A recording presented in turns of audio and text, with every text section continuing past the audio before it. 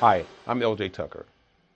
It's 2024, and I'm here to talk to you about 7,000 volts, living an electrified life.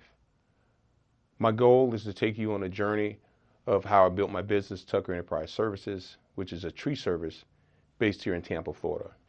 I am a certified arborist. I want to share with you the strangest secret of life.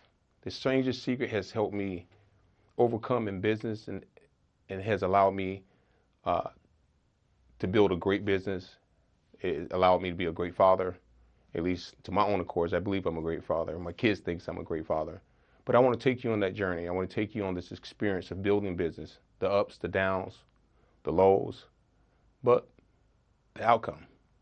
The outcome is why I'm here today. Not to haul everything in and keep it to myself, but hopefully through the strangest secret of the secret to my success, it can help you be successful in your life as well. Today we're going to cover the ins and outs of business, the good, the bad, the ugly. This is not a podcast for a good, rich, quick scheme. So if you're looking for something to make some quick cash, this might not be the podcast for you. But if you're looking for real life experience and stability that can help you build your business and take it to another level, not only business, but your life, then you're tuned into the right channel. Business hasn't been a walk in the park, but it has been very, very rewarding because this business was built brick by brick from a $40 pole saw from Home Depot to owning a commercial property, 2 acres, and over $1 million in equipment. I don't like to talk about money a whole lot because people get caught up in the dollar amounts, and it's not about the dollar amount, it's about the journey. It took me a few years to figure that out, but once I put my heart into what I do now, it has been very rewarding. So from a $40 pole saw to $1,000 electric saws, $200,000 trucks is it's quite a journey because in the beginning, my thinking, I really didn't think that this was something that I can accomplish or do.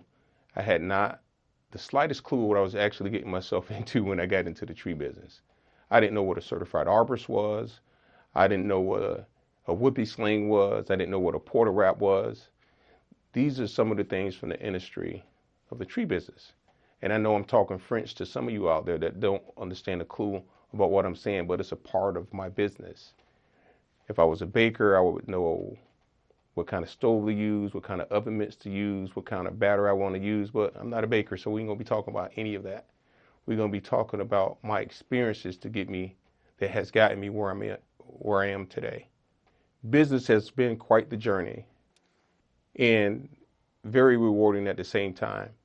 In the beginning, it was very challenging because I didn't know what I was doing. I didn't know how to do what I wanted to do. So it started simple. It's understanding the business that I was in itself. And fortunately for me, that didn't come into, I actually got electrocuted one day in Rock Beach, Florida. I was out regular trimming trees with the limited knowledge that I have.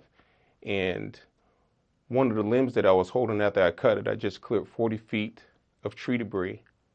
We call it a bird cage. It's a pool cage. Off the pool cage near power lines. And on the last cut, the wind picked up just enough to blow the limb that I was holding over to the power line, and the power arced over into the power line. And it was almost Christmas. The experience when it arced over, at first I didn't know what was going on. I heard this loud buzzing sound in my ears and my hands clenched. It just was clenching. I couldn't let go.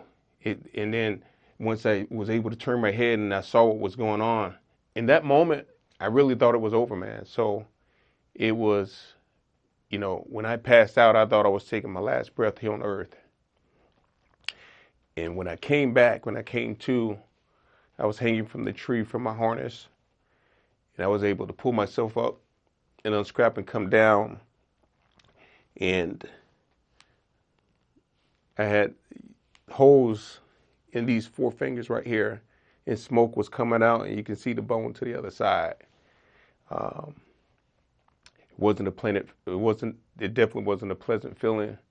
I shit my pants, and I was, I went to the emergency room and got checked out, and that was a changing point in my life, because I realized if I was going to do and continue to do what I did, I needed to educate myself more in the field that I was in. And that's when I really got serious about the tree business. That's when I started studying to become a certified arborist. That's when life really started to make sense to me, because, I almost lost it.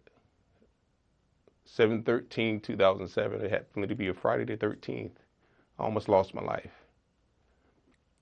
So I guess you can say it's the day I was reborn, because I looked at life very differently. I started, my whole thought process changed.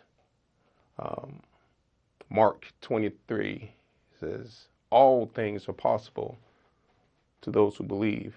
I started to believe, and therefore when I started to believe, things started to happen differently, because I thought differently. I seen the world differently, and I took things seriously. And when I started taking business seriously, I got rewarded seriously. And so that's a part of my story. It's a part of the journey that it's again, it's not a get rich quick scheme. And that's where people get lost in business. It's how people get lost in life. They want everything instantly. They want things just to work out without putting into work and really understanding what it is that they're doing. So whatever area in life where you want to be or you're trying to be, you start with setting those goals. It's starting with a belief. It's the attitude. It's not the clothes you wear, the car you drive, the house you live in. It's an attitude. It's an attitude of belief, of being able to move forward, just not finding yourself. One of my favorite sayings is, life is not finding yourself, it's creating yourself. And I started creating the life I wanted for myself. And, 5 children later, a wife later, a successful business, I've done pretty good with those steps. Yeah, some people call it the strangest secret. It is, because it's so simple. The everyday things that we learned as a kid, as a child, it's right there. The things we get in life for free gets ignored. The things that we pay for can burn down, go away in a blink of an eye. And what do you have? So some of the things that I did after my 7,000 volt electrocution in Inner Rocks Beach, Florida, was not only taking life more seriously, but business more seriously. I started reading more books. One of my favorite books is Napoleon Hill, Think and Grow Rich, because I was still of the mindset it's about the money, right? But to my surprise, when I bought that book, it wasn't what I thought it was. Because in my mind, I'm thinking, oh, this book is going to show me how to get rich. No, it taught me some basic principles of life, things that I already knew, but it was sitting dormant. I enrolled at the local college to study becoming a certified arborist. I bought the arborist book because I said to myself, if people are willing to give me a chance to hire me to come on their property, to educate them on their trees and give me money, and if I didn't have enough respect for myself to give them what they were paying for to be the best at what I did, then I just need to close down shop and pack my bags and not do what I was doing, because I wasn't before the 7,000 volts. I hadn't earned the money. I was working for the money, but I hadn't earned it because I really didn't educate myself to be knowledgeable of what I was doing. Did I probably hurt trees? Absolutely, because I had no clue what I was doing. Before I got electrocuted, I had no clue what I was doing in the tree business. And there's other people out there today doing it. They call it Before the 7,000 volts entered my body, I was just a guy with a pickup truck and a chainsaw. I wasn't a true professional. I'm a true professional today. That's a part of my journey. So for me, just understanding the basics in life, biblical teachings for me, like Think and Grow Rich. That's an excellent book, by the way, by Napoleon Hill. If you haven't read it, please pick up a copy and read it, because it talks about a lot of biblical principles. The Bible is my number one book I like to read. One of my favorite verses, it says, make the vision plain and write it down. In school you might have heard, write yourself some goals. Do this, do it that way. These are biblical teachings, my friends. Make the vision plain. So when I started setting goals, writing the vision, making it plain, life became simpler. It became so simpler to us, like getting up, brushing your teeth in the morning. Positive thoughts brings positive results. There's no other way. What goes up must come down. And so you have to set the stage for yourself. Again, I'm going to say this again. You're going to hear this more than anything from me. Life is not about finding yourself. It's about creating yourself. All things are possible for those who believe. They didn't say for everybody, only for those who believe. So once you find that part in your life and you starting to add in principle and perspective to it, your experience is going to be different than my experience. Maybe you might have got hit by a car, or maybe you just had a bad childhood or something. You have to find a way to create the life that you want for yourself. Plain, simple. It happens no other way. It starts with the creation of your own thoughts. They say you become what you think about all day long. Good, bad, or indifferent. It has no respect of person. So if you think about bad things, I can kind of tell you what's going to happen in your life. And you don't need me to tell you that. But you think about positive things and how you want your life, chances are things are working out in your best interest. Young people, old people, all people. What is your purpose? What are you doing what you do, and why do you do it? Who are you doing it for? Who approval are you looking for? We live in a world with social media. We live in a world where there's so many distractions that knocks us off of our goal. Another one of my good scriptures I like is 2 Timothy 2:15. It says, study to show thyself approved unto God, a workman that needed not to be ashamed, rightly divided the word of truth. What more do you need to know? Most people grew up, and most people didn't grow up with some type of spiritual background. So if you heard my voice today, you have some biblical scripture that you can go back in.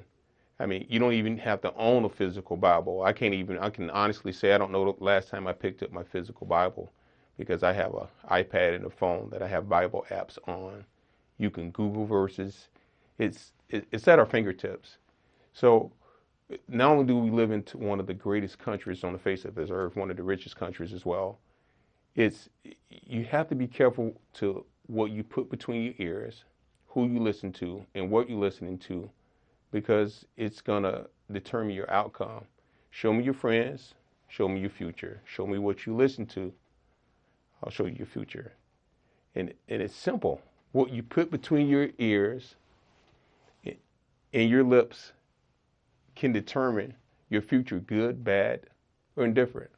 I heard of a story about how the earth works. It's almost the way our brain works. I have two seeds. I have corn seed in my left hand, and I have nitrate poison in my right hand. I dig two holes. I put the corn seed in one, and I put the nitrate poison in the other. The earth doesn't care.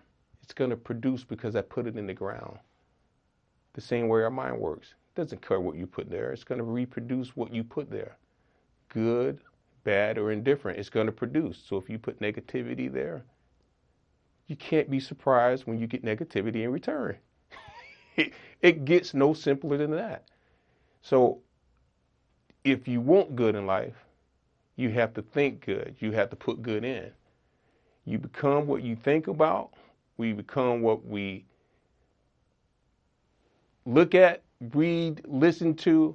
So if you don't like the product of what you've been receiving in life, maybe you have to look at what you're putting in. Because the reality is, if it's something disturbs your peace, if something can come in that you're watching that doesn't line up, for me, scary movies, nah, bro. That ain't like scary movies. And I maybe have a slip of the remote and the scary movie on, and all it takes is one scene, and my piece has already been disturbed. I was like, whoa, how did the channel even get on this channel? I said, I know y'all playing because I don't do scary movies. And some people have gotten comfortable with scary movies, and that's what they invite into their life. I'm not a scary movie person. Give me action, romance, drama, comedy, and we can go. I'm careful what I put between here. So when I hear hardwash, garbage, negativity, I understand what it is right then and there, and it's disturbing my peace. It doesn't line up. See, once you get comfortable with negativity, you don't know the difference. There's a saying that says either you stand for something or you'll fall for anything. And in business, I stand for the God that I represent. There's another scripture I like. It's Proverbs 3:5-6. It says, trust in the Lord with all thy heart. Lean out unto your own understanding. In all of your ways acknowledge him, and he will direct your path. That's my life. I can remember my first customer. I was riding my bike down Pine Wood Drive here in Oldsmar. And the lady just was pulling in from work. I stopped with my bike and I asked her to trim her canary date palm. And I said I was going to be in the neighborhood and I would love to trim your tree. And she's like, well, how much would it cost me? And I gave her a price. I think it was like $75.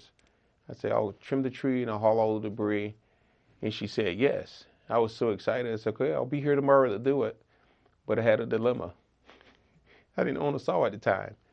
So I had to rush down to Home Depot, and it cost me the last $40 I had in my wallet to buy a pole saw, which I still have, by the way. I don't have the pole part of it, but I still have the saw in my office. And I remember going with that pole saw just off of memory, how I thought that palm trees should look when they're cleaned up and trimmed.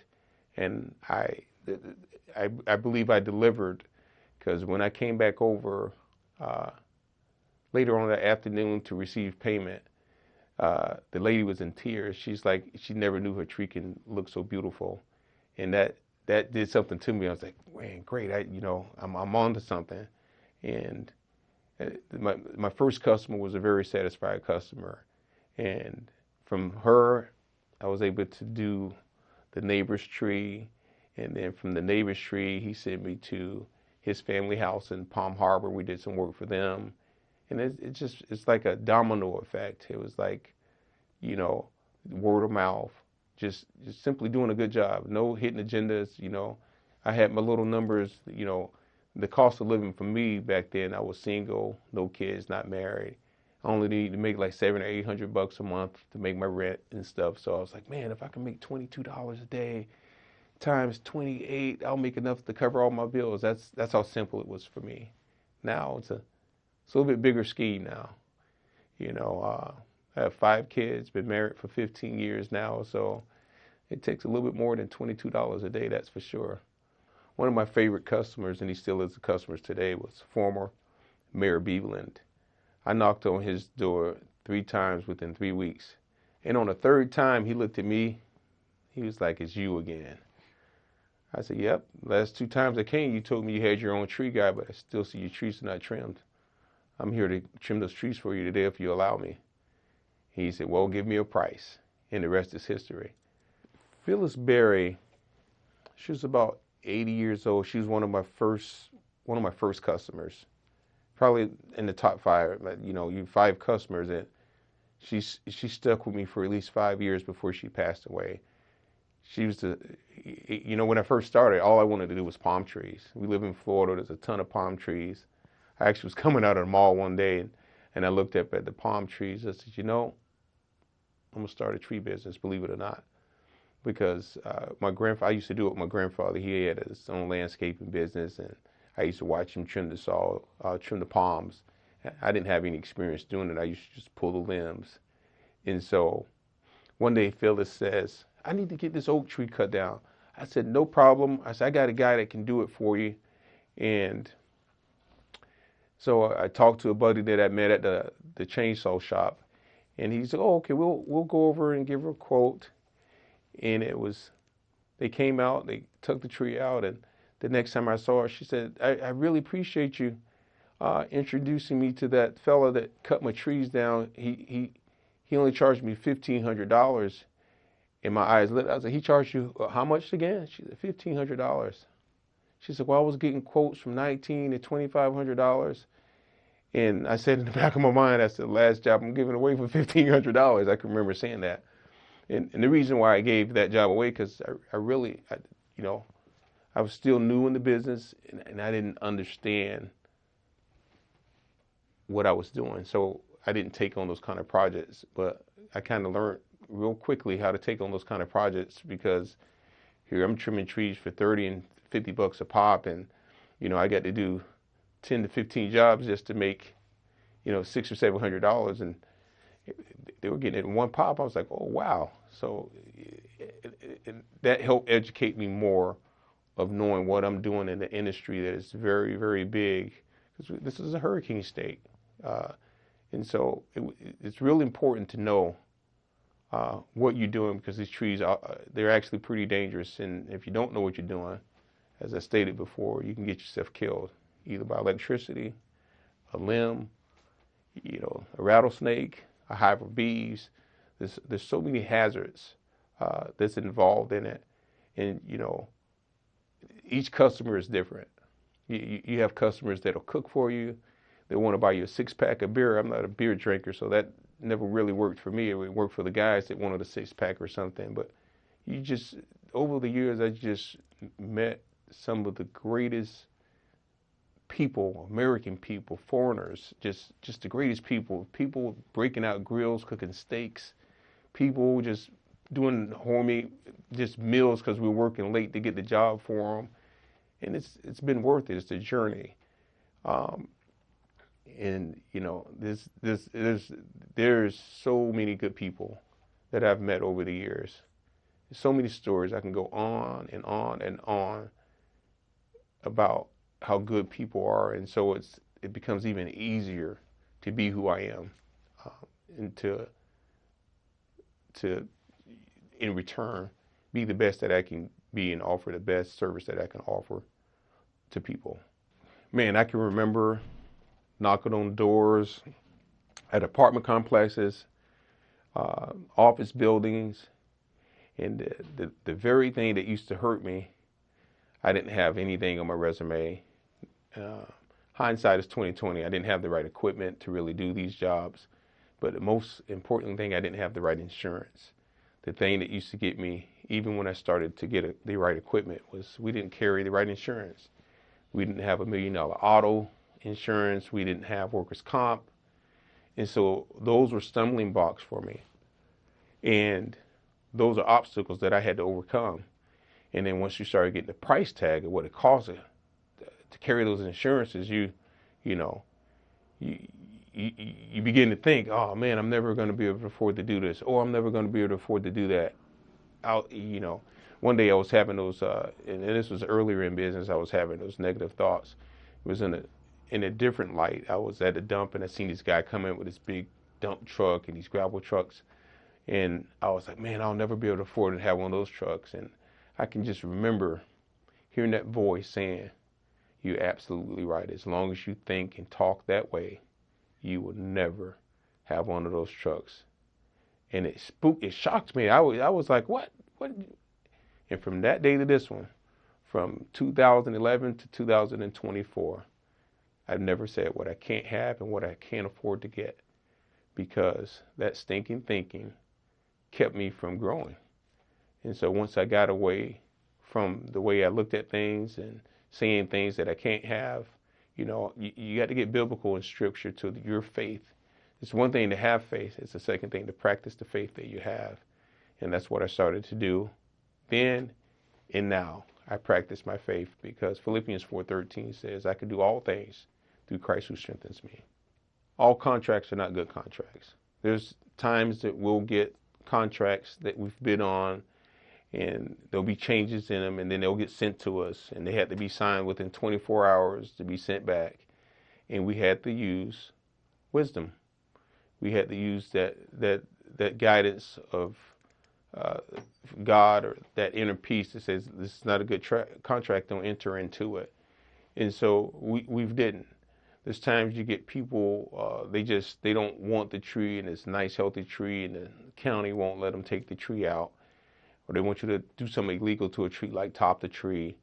And you just don't, say, thank you, but no thank you. I'm not interested in doing that to the tree. And you get cussed out, get off my property. I remember I went to do an estimate for a guy. He wanted me to do crepe myrtle. That's what they call it. Is when you take the crepe myrtles and you just cut the top off of them. He's like, oh, I've been doing it like that for years. I said, sorry, sir. As a certified arborist, I signed an oath to uphold the integrity of the tree. He's like, so I can't pay you to top my trees.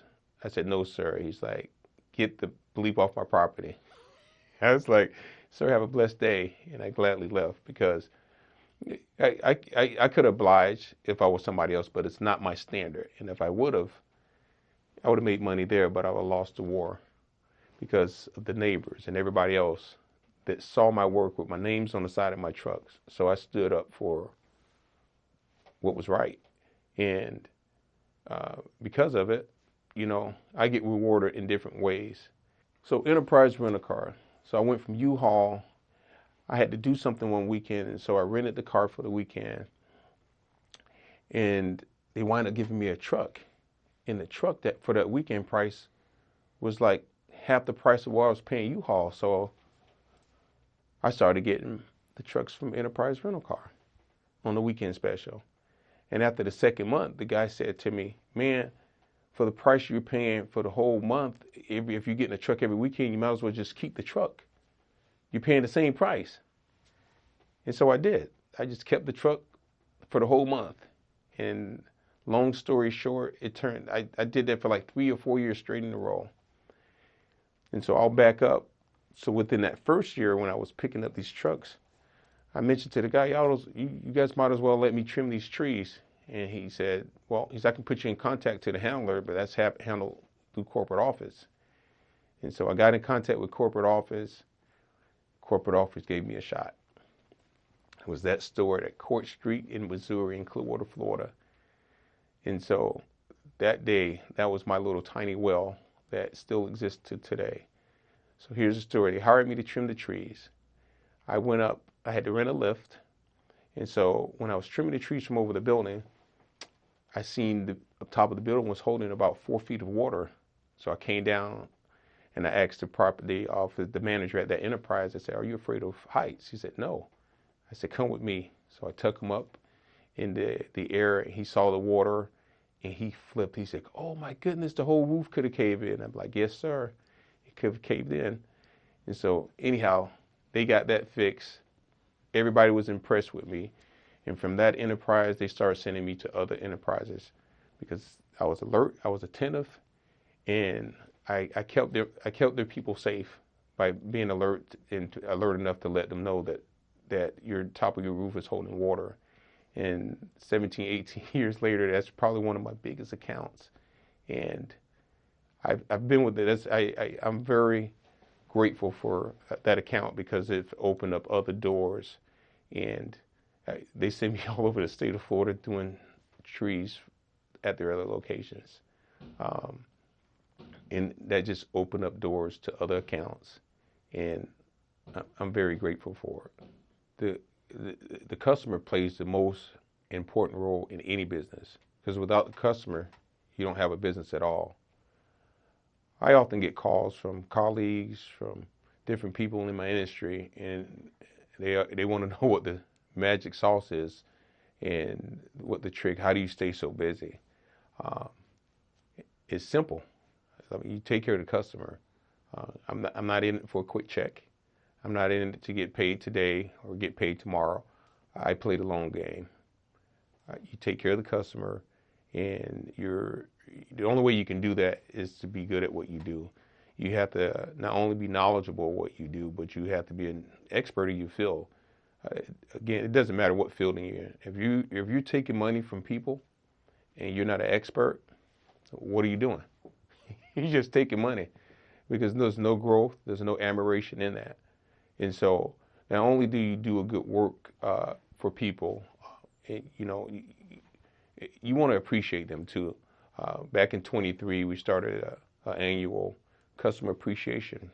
I break out the big grill and was able to barbecue, and we had a lot of people show up and get free barbecue just to let them know, hey, thank you, we appreciate your business, because without the customer, there's no business, none at all. How could Walmart survive if they had no customers? How can McDonald's survive all these years with no customers? The answer is they can't.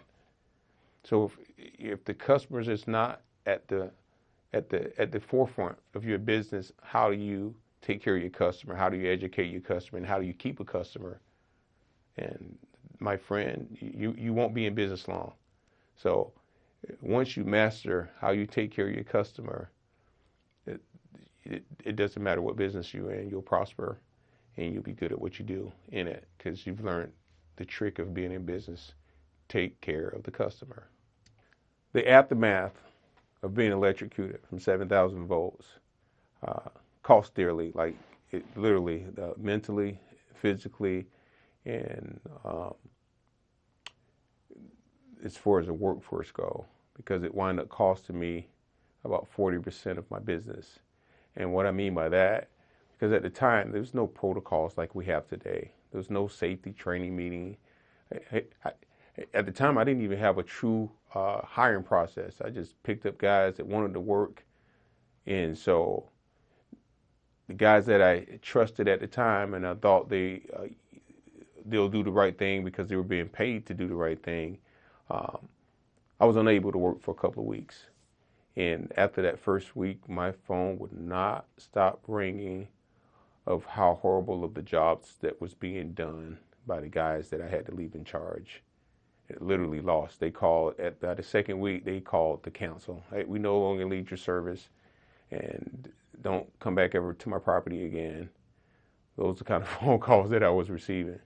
So it literally cost me, but at the same time, it taught me. Not only do I need to know the right thing to do, the right protocols to do. So like now, just concerning like power, I know I should have never been trimming by those power lines because it's a federal law. You need to call the power company. They give you a 10-foot clearance, so they'll cut the power to the line. Secondly, you hire right people.